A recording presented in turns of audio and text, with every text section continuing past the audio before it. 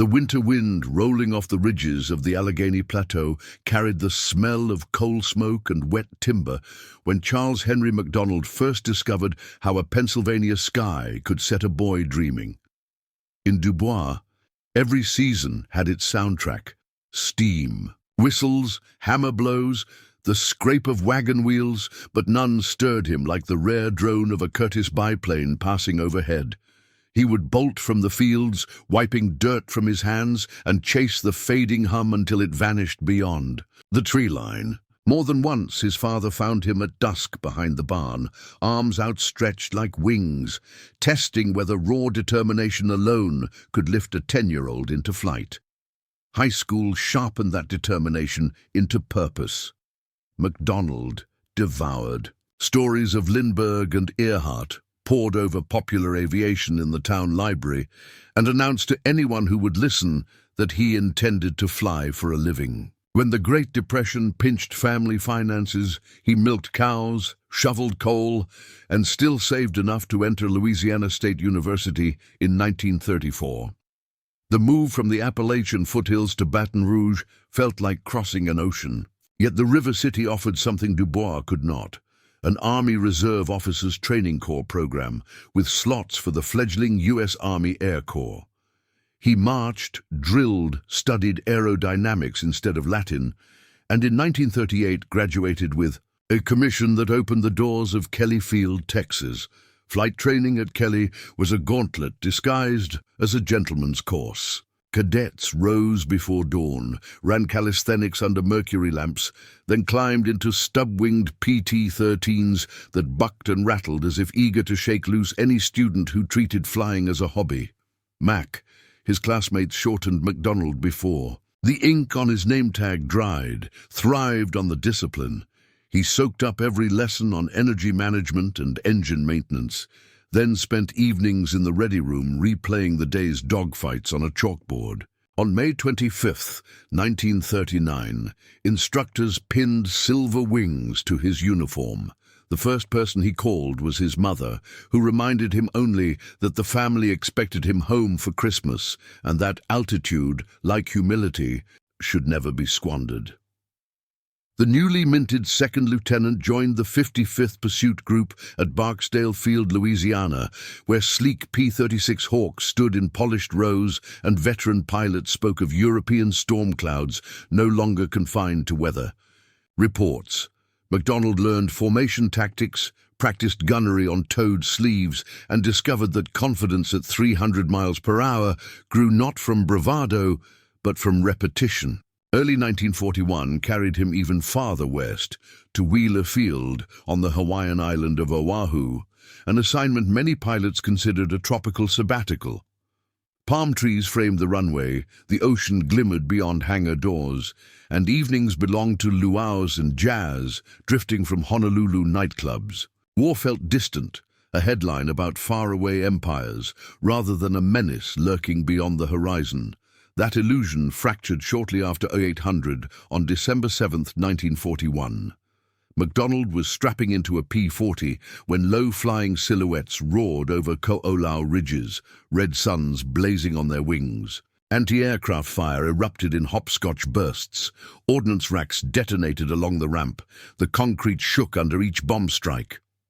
Mac managed to taxi toward a repair apron, but friendly gunners, eyes blurry with smoke and panic, laced his fighter with shrapnel. He leapt from the cockpit unhurt, yet seared by helplessness. That night, with the wreckage of Battleship Row still smouldering across the channel, he told a fellow lieutenant that he would meet those enemy fighters again. And next time he would choose the battlefield. Stateside reassignment arrived with unnerving speed. The Army Air Corps needed instructors, and Mac found himself in Massachusetts drilling newly minted lieutenants in P-47 Thunderbolts. While recruits practiced gunnery, he prowled intelligence reports on the Mitsubishi A6M0. He traced estimated, turning radii on scraps of map paper, calculating how an American fighter might use speed and altitude to compensate for the Zero's nimble aerobatics. Energy fighting, he wrote in a notebook, is the future. Hit hard, climb away, refuse the turning fight. Opportunity to test that theory came in October 1943, when Major Charles MacDonald shipped to Port Moresby, New Guinea, as executive officer of the 475th Fighter Group, nicknamed Satan's Angels. The unit would become the first all-Lockheed P-38 Lightning Group in the 5th Air Force, with its distinctive twin booms, turbo-supercharged Allisons, and nose-mounted quartet of 50-caliber machine guns flanking a 20mm cannon. The P-38 rewrote the Pacific playbook. Mac christened his personal lightning Put Put Maru, a playful nod to the low-frequency vibration he felt in the rudder pedals during cruise. The humor ended the first time enemy tracers slashed across his windshield. On October 15th, a few days after reaching the front, MacDonald escorted B-25 Mitchells over Oro Bay. A cluster of Zeros clawed upward through tropical haze, banking to intercept the bombers. He rolled inverted, dove to build speed, and opened fire at 400 yards. His first burst shredded fabric control surfaces. Smoke blossomed behind the canopy. A wing folded. The Zero spiraled into jungle and disappeared beneath the canopy. Mac's adrenaline spiked, but training held. He climbed back to cover his flight, one eye on fuel gauges, one ear tuned to the bomb bay doors clanging open behind him. 3 weeks later, the stakes escalated when 40 Japanese fighters rose to challenge a joint raid on the fortress anchorage of Rabaul. Monsoon clouds scattered the escort force, leaving only MacDonald and 3 wingmen in position when Zeros swarmed the bombers. Outnumbered 10-1, the quartet sliced into the attack like whirring saw blades. They fired in short bursts, pulled near vertical climbs, rolled to clear their tails, then dove again with cannons blazing. Bombardiers reported seeing at least a dozen enemy fighters veer away in smoke. Mac logged a single confirmed kill that day, though waist gunners swore his lightning had stitched far more than one rising sun. By November 9th, he was an ace. 5 victories in less than a month, and command of the 475th followed with promotion to lieutenant colonel. Leadership suited him. Each dawn, he walked the dispersal line, greeting mechanics by name, inspecting ammunition belts for tracer spacing, and reminding armorers that a single misfeed could doom a man at 15,000 feet. In briefing tents, he preached discipline over drama. A Zero can outturn you, he told pilots, chalk in hand, drawing looping arrows on a plywood board, but it cannot outrun you or outdive you. Keep your speed, hit once, climb out and re-engage from above. The sermon met its trial by fire on December 15, 1943. Ground controllers warned of a large raid heading toward Allied beachheads at Arawe, and MacDonald led 8 Lightnings to intercept. 40 enemy fighters filled the sky, weaving above shimmering heat thermals. From 17,000 feet, the 475th Dove as one. Mac's first firing pass blew the wing off a Zero. His second tore through the engine of another. He rolled inverted, snapped upright above the melee, and drove down again. Saturday. Under 5 minutes, 3 Zeros fell, and the beachhead remained untouched. The Distinguished Service Cross followed, though he insisted the medal belonged to the men who kept his Lightning fueled and armed. Through early 1944, Satan's Angels became a spearhead for General George C. Kenney's island-hopping campaign. They strafed shipping off Biak, pounced on barges in the Bismarck Sea, and escorted B-24 Liberators against oil refineries at Balikpapan. Mac's logbook filled with terse entries: 4 Zeeks down Alexishafen, strafing Sarong, heavy flak, scramble, lay, dawn attack. Each line a smoky condensation of hours spent scanning mirrors, juggling mixture controls, and trusting wingmen to guard his blind spots. Autumn delivered the group to the Philippines. On November 10th, they staged through Tacloban, Leyte, onto dirt strips carved from coconut groves. Their tents so close to the surf, pilots slept to the lullaby of waves colliding with pontoons. Enemy air attacks tested the perimeter nightly. Mac, insisted every Lightning be cocked and fueled before dawn in case bombers needed an escort on short notice. He carried a Browning high power on his hip and slept in flight boots, certain that a call to scramble could come between one heartbeat and the next. It did, at first light, on December 7th, 1944, 3 years to the day after Pearl Harbor. Allied transports unloading at Ormoc Bay signaled they were under assault by Japanese dive bombers and covering fighters. MacDonald roared into the overcast with one wingman, burst through the tops at 12,000 feet and spotted 3 enemy fighters. Arrowing toward the ships, he side-slipped beneath his wingman's belly, throttles at the stop, and fired a 2-second burst that stitched the lead Zero from spinner to tail. The fighter disintegrated in fragments that winked like hot coals before splashing into the bay. A seconds-long chase eliminated the second target. The third fled into cloud, trailing glycol. That afternoon, Mac rearmed, launched to cover the same convoy, and fought 7 enemy fighters despite having only 4 Lightning escorts.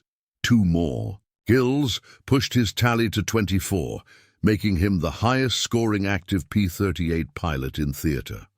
Christmas did not pause the war. At dawn on December 25th, still damp from seasonal squalls, Mac led a 4-ship patrol over Mindoro, where landing craft were disgorging infantry into knee-deep surf. A tight V of enemy fighters materialized just above deck level. Mac rolled, descended in a shallow dive, and opened fire at 200 yards. His first burst lit a Zero's fuel tank in an orange blossom. The next shot, a second canopy to shards. The third pass flamed a third aircraft that cartwheeled across the water. 3 victories in 90 seconds earned him a second Distinguished Service Cross, though his after-action report mentioned only that the convoy sustained no damage. For every success, the Pacific exacted a price. On January 7, 1945, his friend and fellow P-38 ace Major Thomas B. Maguire failed to return from a mission near Negros. Mac stood at the end of the runway for nearly an hour, scanning the western horizon as if sheer will might will a lightning. Home. When sunset bruised the sky, he walked the maintenance line, kneeling beside each crew chief to stress that perfecting an engine or tightening a coolant line meant saving the next pilot from Maguire's fate. By March, the 475th had leapfrogged into Luzon, pushing toward Formosa. Mac's own victory string climbed to 27 confirmed kills, third among all U.S. Army Air Force's aces in the Pacific, but he refused to chase numbers. When reporters compared him to Richard Bong or the late Maguire, he shrugged. "I'm not hunting scoreboard lights," he said. "If the bombers get through and the infantry sleeps easier tonight, that's the only victory I'm after." The sudden stillness of August 1945 felt unnatural.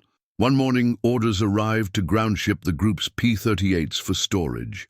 Mac ferried Put Maru to a park-up area, rubbed chipped olive paint on her nose, and told a mechanic to treat the old girl kindly. Homecoming parades blurred into speeches, handshakes, and war bond rallies. He smiled, accepted keys to various cities, but inside he missed the purposeful roar of a pre-dawn scramble. The Air Corps, soon to be the U.S. Air Force, kept him on active duty, transitioning him into the first generation of jet fighters. He commanded training squadrons, chaired safety boards, and lectured that enemy aircraft would henceforth appear twice as fast and half as visible. Altitude discipline, he reminded cadets, was no less vital at the edge of the supersonic envelope. He retired as a full colonel in 1961, settling in Satellite Beach, Florida, close enough to Cape Canaveral that the thunder of rocket launches echoed faintly across his porch. Neighbors quickly discovered the quiet man at the end of the street had been America's leading living P-38 ace. Sometimes over coffee, he would draw a lightning silhouette on a napkin, explaining how the cannon sat on the center line, so recoil pushed directly through the airframe without sideslip. When asked if he missed combat, he tapped the napkin, thoughtfully. "Flying fighters in a war," he said, "is the greatest game mankind ever invented, played for stakes no sane man wants to pay twice." Charles H. MacDonald passed away on March 3, 2002, at age 87. In his study lay flight logs still flecked with tropical rainwater stains, orders stamped "secret," and a notebook filled with early sketches of zero-turn circles. Historians later calculated that under his command, the 475th Fighter Group destroyed more than 500 Japanese aircraft and never lost a bomber they had been assigned to protect. Pilots who sat his briefings carried his voice into the jet age, repeating his mantra, "Altitude is life, never give it away," as canopy glass slid shut around them. Today, restored P-38s gleam in museums, Japanese Zeros thunder through commemorative flyovers, and on certain summer evenings, the two planes share the same sky in peace. Yet every lightning that glints against the sun over a memorial ceremony carries a measure of his resolve. Charles MacDonald did more than confront the Zero. He forged the tactics that finally humbled it, proving that endurance, like altitude, belongs to those who fight hardest to keep it. The tactical schooling Charles MacDonald brought to the Southwest Pacific was written in the algebra of air combat energy. Altitude as stored potential, airspeed as liquid capital, and firepower as the final arithmetic sign that resolved every equation. When he assumed executive duty with the 475th Fighter Group in September 1943, the outfit's newly issued P-38J-10LO Lightnings carried two 150-gallon metal drop tanks, paddle blade Curtiss electric props pitched for climb, and turbo superchargers that began delivering full military power, 54 inches of manifold pressure at 3,000 RPM above 23,000 feet. Against the Mitsubishi A6M3 and A6M50s, they would meet. That combination translated to a 90-meter sheet top speed advantage in level flight and nearly double the sustained climb rate above 18,000 feet, provided the pilots kept the Allisons in rich mixture and the intercooler doors cracked no more than 2 fingers to avoid drag. On 15th October 1943, MacDonald's section joined the first lightning sweep over Oro Bay in genuine combat spread, 4-ship, Finger 4 pattern, with 1,500 feet of stepped altitude between elements. Turning east across the Owen Stanley foothills, they passed through 10,000 feet. At 240 knots, indicated the turbo wastegates still half closed to conserve intercooler mass. Flow. 3 Zeros pounced from Port Quarter High at roughly 280 IAS, banking for a descending turn that Mac instantly recognized as the classic A6M opening gambit. Use low wing loading to claw inside the American combat radius and force a horizontal engagement. He snap-rolled into a 40-degree diving left bank, let the Lightning accelerate to 340, then unloaded to 0G and called for climb-out on VHF A channel. The maneuver converted the Zero's turn advantage into a vertical overshoot. Japanese pilots lost 600 feet trying to tighten the circle, while Mac's wingman poured on 60 in H-green water injection and pulled into a 5G zoom that intersected the lead Zero's flight path at 400 feet of lateral separation. A 2-second burst from the P-38's centered battery, 4 M2 Brownings and a Hispano M2 20mm stitched through the Zero's starboard wing route before the Japanese pilot could roll negative. The flaming wreckage that fell into Kokoda Jungle marked MacDonald's first proof that the theoretical boom and zoom geometry he had practiced on chalkboards in Massachusetts worked in living color.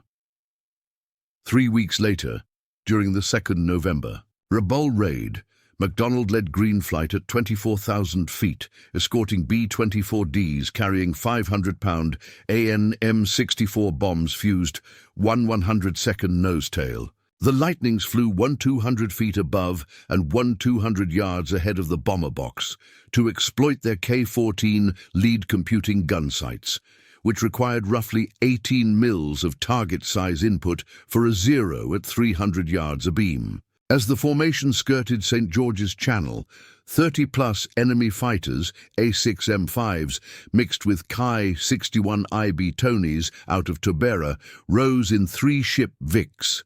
Mac broadcast, Angels 2-4, take it down 40 degrees, initiating a shallow dive to 300 IAS that equalized closure angles and kept the Lightning's wings clear of the B-24's upper turret arcs. When the first wave of Zeros tried a head-on splitter attack, Mac ordered toggles to safe and rolled inverted, dropping through the formation at 3G and 380 true.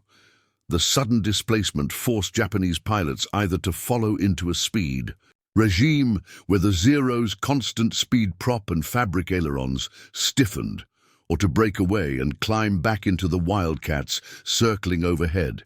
Only one chose pursuit. Mac's element leader slashed back up in a high yo-yo that set 27 degrees of gyro lead, detonating the pursuing Zero with 40 20mm high explosive rounds. By January 1944, the group had adopted MacDonald's updated escort doctrine, four-ship Fluid 4, with 2-mile lateral split. High element 2,000 feet above low, internal contract for defensive cross-turn at 800-yard closure. During the 16 January Wewak fighter sweep, that doctrine proved its worth. Radar pickets aboard the destroyer Nicholson reported bogeys Angels 1-4, Vector 310, and Mac took 40 Lightnings to meet them. At 17,500 feet, the formation encountered 21 Ki-43-2 Oscars attempting a cloverleaf intercept on B-25s. The Oscar's 950 HP Nakajima engine gave it exceptional instantaneous turn, but only 330 mph level speed. Mac called for a 7-second split S, diving to 12,000, where air density let the P-38's compressibility dive recovery flaps, introduced on the J-15 block, counter pitch up near Mach 0.68. Pull out at 450 true restored 4,000 feet of excess energy, enough to climb back through the Oscars in a vertical scissors. The result, 9 Japanese fighters destroyed for no Lightning loss, plus proof that the new dive flap procedure eliminated the compressibility lockups that had killed early war. P-38 pilots. MacDonald's most technically exacting day came 7 December 1944 near Ormoc Bay. He launched with a pair of P-38L5LOs carrying Hamilton standard paddle props and jettisonable 165-gallon tanks slung under the outer wings to maximize combat radius. Weather forced them on the deck for most of the 160 nautical mile ingress from Tacloban. Climbing through broken cumulus at 8,000 feet, they saw 3 A6M5C fighters lining up on LST-703. Mac ordered drop tank jettison, tail heavy by design. The P-38 went briefly nose up when the tanks blew, and advanced throttles to 64 in HE water injection. At 3:05 IAS, he entered a 20-degree gunnery dive, holding 2,800 RPM to prevent overspeed. The firing window lasted 1.4 seconds. Every fifth cartridge was a Mk4 armor-piercing incendiary that set the Zero's port MG-151 drum ablaze. He shoved forward into negative G, let the aircraft unload to 0 as the damaged fighter cartwheeled, then skidded in a rudder roll that positioned his wingman for a deflection shot on the second attacker. Post-flight analysis showed the entire engagement, from tank release to last bullet fired, consumed 31 seconds, 18 gallons of 100-130 octane, and just 78 rounds of 50 caliber ammunition. Over Mindoro, on 25th of December, he refined the Lightning's skip strafing technique against low-altitude Zeros, holding 30 in HG and 2,600 RPM to stay below emergency power. He descended to 50 feet above the wave tops at 350 Kias, firing in 2-second bursts that struck water first. then ricocheted upward into the bellies of enemy aircraft in shallow climb. Japanese pilots accustomed to classic beam attacks had not anticipated 50 caliber rounds, skipping like flat stones under them, and 3 fighters disintegrated before anyone banked away. Throughout this period, MacDonald insisted ground crews load his Hispano-feed chutes with a 1:1.1 ratio of high-explosive, armor-piercing and tracer to guarantee both visual feedback and structural penetration. The API shells proved particularly effective against the Ki-44-2 Shoki that debuted over Clark Field in January 1945. Its air-cooled radial soaked up punishment, but wing spars parted when 20mm HEI burst against magnesium alloys. In a 30-minute dogfight on 7th of January, he called for H-slot, the code for diving split S into a max-rate spiral, forcing Shokis into compressibility at 480 TAS, where their fabric elevators fluttered. 2 more victories pushed his official tally to 27. Equally technical were the decisions he wrote into Group Standard Operating Procedures: drop tank salvo before combat regardless of fuel state, coolant door schedule to prevent overboost, and strict limits on lead ship dive angle, never exceed 40 degrees below horizon until the J-25LO with electrically actuated dive flaps arrived in theater. He mandated guns harmonized to parallel, 0 at 300 yards, rather than a convergence pattern, exploiting the P-38 centerline installation to avoid deflection bias. Maintenance logs show he also ordered cylinder head temperature limits raised to 260 degrees, reasoning that the extra 10-degree margin would postpone detonation long enough for one firing pass at war emergency power. By the time 5th Air Force Intelligence tallied final scores in August 1945, the 475th under MacDonald had flown 2,190 escort sorties, 612 low-level interdictions, and recorded 517 aerial victories for 40 losses by enemy fire, a kill-loss ratio above 12.1. Their B-24 and B-25 charges reached targets with a bomber loss rate under 0.5%, second only to units flying day fighter escort in the European theater. Debrief sheets credit 42 of those victories to engagements employing MacDonald's altitude energy doctrine, now codified in the Tactical Employment Manual for the P-38L, when Charles Henry MacDonald ferried his last Lightning to a reclamation. Park in August, he left more than chipped olive drab paint behind. He left a calculus of vertical maneuver, fuel management graphs pencil-lined across knee boards, harmonization tables that weighed bullet drop against sight picture, and an unshakable axiom that altitude is life insurance written in thousands of vertical feet. In later years, jet pilots who never saw a 0 still briefed MacDonald's rule: enter with speed, exit with altitude, and never turn horizontally with a more agile foe. The man who once stretched adolescent arms behind a barn ended the war as the Pacific's highest-scoring living P-38 commander, but his deeper legacy lives in every pilot who rolls inverted, counts 3 beats of gravity, and trusts that energy. Like courage is a resource best spent only once and never wasted.